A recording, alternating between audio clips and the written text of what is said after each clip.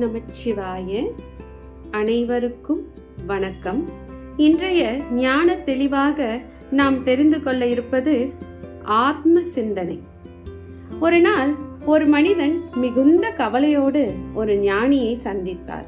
சுவாமி, என்னிடம் எல்லாம் இருக்கிறது, பணம், உறவுகள், புகழ், ஆனால் மனசுக்கு அமைதி இல்லை என்றார் அந்த மனிதர்.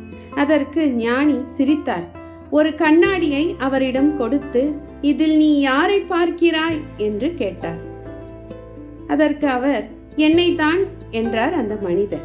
அப்போது ஞானி சொன்னார், அதே கண்ணாடியில் தூசி படிந்தால் உன் முகமே தெரியாது.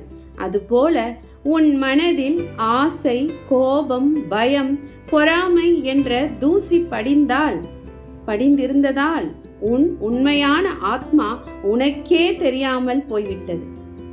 அப்பொழுது அந்த மனிதர் மிக மௌனமாக இருந்தார்.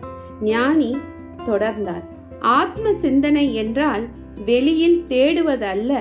நான் யார், என் கோபம் நான் தானா, என் பயம் நான் தானா என்று உன் உள்ளே கேட்பதுதான்.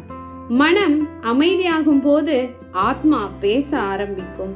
அப்போதுதான் நீ உலகத்தில் வாழ்வாய், ஆனால் உலகம் உன்னை ஆளாது.